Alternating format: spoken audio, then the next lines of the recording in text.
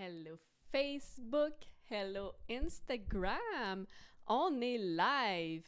Donc aujourd'hui, je voulais vraiment prendre le temps de venir aborder le principe numéro 1 pour vraiment comment est-ce qu'on peut redéfinir ces dynamiques relationnelles de sorte que l'espace calibre à notre énergie sans jamais avoir à le demander, le répéter ou encore l'imposer. Je suis Kim Paradis, coach en gestion énergétique et en influence relationnelle et j'aide les femmes qui sont déjà émotionnellement intelligentes à transmuter les résidus émotionnels en leadership élégant, magnétique et énergétiquement durable. Donc, comment amplifier son leadership, son influence dans ses relations tout en faisant moins et en recevant plus sans jamais tomber dans le contrôle. Donc, aujourd'hui, pourquoi c'est si important, right? Donc, ça se peut que tu aies déjà de la facilité à lire les dynamiques sociales, les besoins, les émotions des autres, puis que tu as cette capacité-là à fixer à peu près n'importe quelle situation, puis ramener ou surtout maintenir l'harmonie dans les cercles sociaux. Peut-être que ça a toujours été naturel même ou qu'à force de travailler dans ton domaine actuel avec des clients, ça t'a poussé à raffiner cette capacité-là interpersonnelle et de communication. Ça se peut aussi qu'au fil des années, tu t'es rendu compte que ça prenait de plus en plus d'énergie dans ton quotidien pour gérer ces situations-là, puis continuellement penser à comment est-ce que tu pourrais mieux ou mieux réagir ou encore mieux communiquer pour vraiment venir faciliter tes relations. Peut-être même que si tu recules encore, tu te rends compte que tu as même tendance dans tes relations personnelles, pas juste professionnelles, à constamment te poser des questions, à savoir comment est-ce que tu pourrais améliorer la communication dans ton couple ou encore comment créer plus d'engagement, plus de motivation, que ce soit avec tes clients, ton conjoint, tes enfants ou whatever. Puis même si ça se peut que oui, c'est quelque chose de naturel pour toi, avec les années, tu t'es peut-être rendu compte que ça te prenait quand même beaucoup d'énergie, puis tu t'es rendu compte qu'en fait, tu étais constamment plus engagé que les autres personnes dans tes relations, puis éventuellement, of course, c'est normal, il y a un peu de frustration qui s'amène à force de se sentir un peu overlooked, parce que veut pas, même si on se sent vu, même si on est reconnu, ça reste qu'il subsiste un déséquilibre entre ce que tu donnes constamment versus ce que tu reçois en retour énergétique. Et l'erreur qui arrive quand on cherche à sortir de cette dynamique-là, où il y a vraiment un déséquilibre entre ce qu'on donne versus ce qu'on reçoit, c'est vraiment simple. Mais ça passe aussi facilement inaperçu parce que notre attention peut facilement être détournée sans même qu'on s'en rende compte ici. OK? Donc, le plus souvent, ce qui arrive, surtout ce que j'ai vu encore et encore, lorsque on a ce rôle-là et surtout ces aptitudes-là à pouvoir tout voir, tout gérer, tout analyser, c'est qu'on se ramasse à changer nos actions, notre manière d'agir, notre manière de parler, mais on ne change pas le contrat énergétique qui existe en arrière. Et là, aujourd'hui, j'irai même pas dans les nuances des différents types de contrats énergétiques qu'il peut avoir en place. Je veux vraiment qu'on aborde le root cause en arrière qui empêche de venir changer, qui empêche de changer, puis surtout de redéfinir naturellement ces dynamiques relationnelles. Donc, c'est quoi le gap, l'espèce de mur invisible qui existe ici? Et ce que je veux dire par là, c'est que ce qui arrive souvent ici, c'est que les personnes vont changer leur action, vont changer ce qu'ils font. Donc, comme je disais tantôt, leur manière de communiquer, ils vont se ramasser à se remettre en question, se demander est-ce que j'aurais dû transmettre mon message autrement ou comment est-ce que je peux être plus clair ou comment est-ce que je peux avoir de l'air plus engagé ou plus détaché ou whatever, c'est quoi l'outcome qu'on veut créer. Bref, ce qui arrive ici à ce moment-là, c'est oui, il y a un moment de self-reflection puis d'analyse. Par contre, le gros gap qui nous maintient dans cette réalité-là, c'est qu'on reste à un niveau cérébral, rationnel, où est-ce que même si on a des bonnes intentions, même si on a un désir de changer, on reste dans le contrôle parce qu'on veut fixer la situation.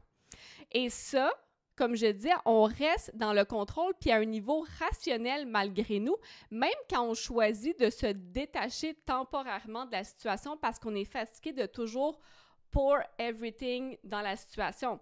Parce que ça, même le fait de choisir de comme se détacher ou de laisser plus d'espace à l'autre personne, ça reste que c'est juste une tactique si on choisit consciemment de se détacher, right? Une tactique où est-ce que peut-être qu'on se dit « Ah, je vais le laisser se débrouiller » ou « Ah, je vais lui apprendre / le pousser insidieusement à faire preuve de plus d'engagement par lui-même parce que je suis fatiguée. » Puis, of course, ça ne vient jamais d'une mauvaise place. Ça, c'est juste la continuité normale qui arrive quand on est habitué à entretenir des dynamiques où on met constamment plus d'énergie que ce qu'on reçoit en retour.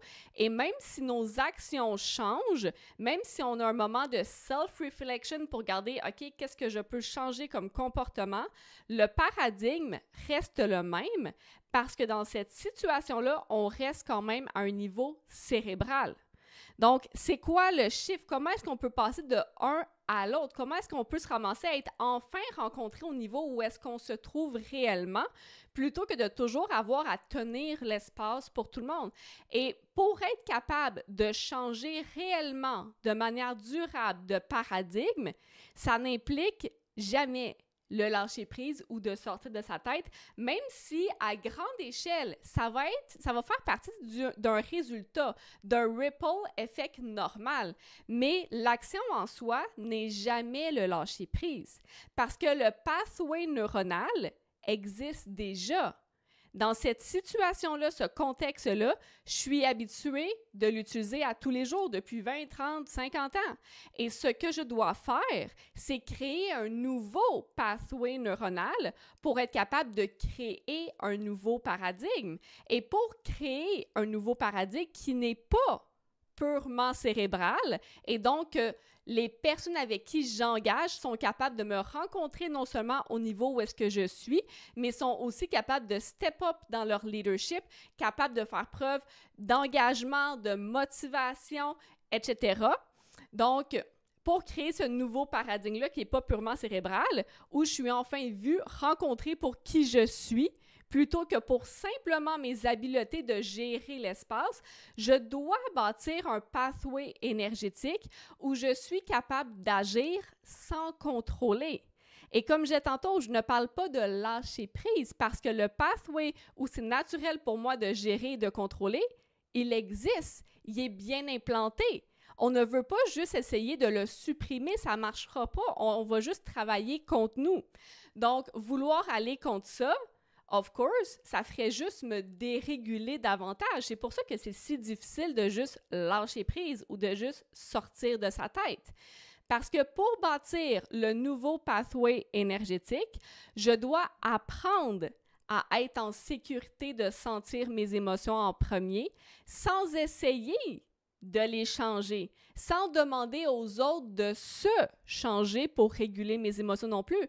Puis éventuellement, of course, développer les habiletés nécessaires pour les transmuter, pas pour les éviter.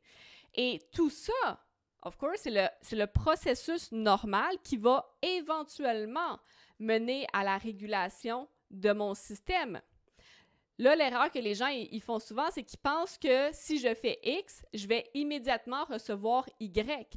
Donc, c'est pour ça qu'ils changent tout le temps au lieu de actuellement se discipliner dans la pratique où est-ce que, oui, au début, ça ne va pas être nécessairement super clean, super évident, super confortable.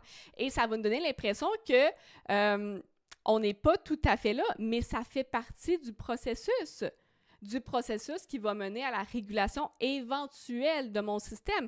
Et lorsque mon système est stable, est capable de se réguler par lui-même sans avoir à éviter ou jamais tune down ses émotions, c'est à ce moment-là que l'environnement, naturellement, va avoir envie de calibrer à notre énergie. Maintenant, l'erreur qui arrive souvent, c'est que parce qu'on comprend ce processus-là que je viens de parler, notre cerveau croit qu'on est déjà à ce niveau-là parce qu'on le comprend. Et la réalité, c'est que, oui, notre niveau de conscience, il est déjà à ce niveau-là. On est déjà là.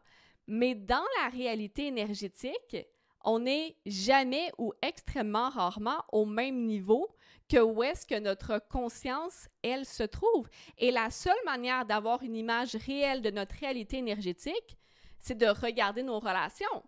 Est-ce que les gens calibrent à notre énergie ou pas? Comment est-ce que moi, j'interagis? Comment l'environnement interagit face à moi? Et c'est pour ça que le travail énergétique est si humbling. Ça fait preuve de, ça nous rend tellement humbles parce qu'on n'a pas le choix de faire face à la réalité que même si, oui, je suis déjà à un certain niveau, énergétiquement, mon corps, lui, est à un autre niveau. Et la plupart des gens refusent de voir ce qu'il y a en face d'eux parce qu'ils pensent que ça va dire quelque chose sur eux, sur leur identité, sur qui ils sont, if they are good enough or not.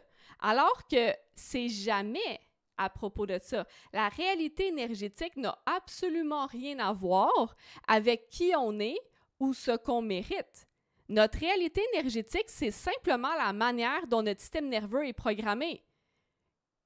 Et la capacité à faire le travail avec ça, c'est sur notre capacité à être capable de voir le reflet dans le miroir. Est-ce que je suis trigger? Est-ce que je n'ai pas envie de voir ce qui est en face de moi?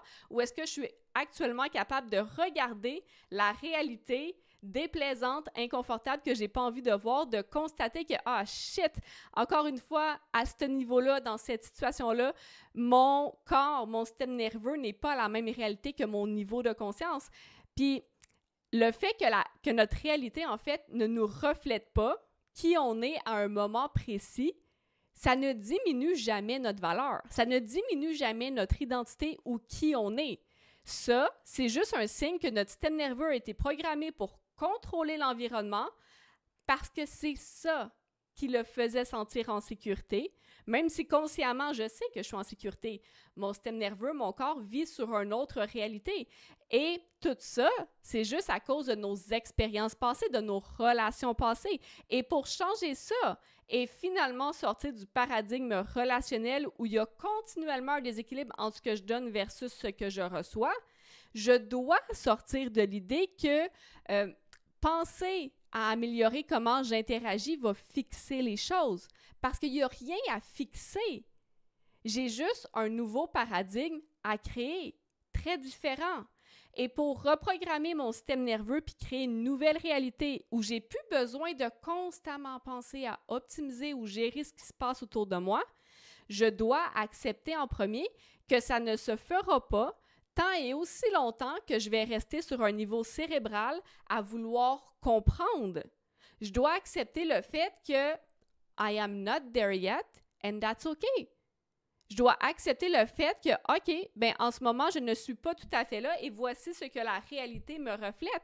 Est-ce que je vais choisir de me fermer face à ce reflet-là que la réalité me reflète ou est-ce que je vais utiliser ce que je reçois comme un signe pour me dire, OK, je sais que moi, je suis là, mon niveau énergétique, voici ce qui se passe.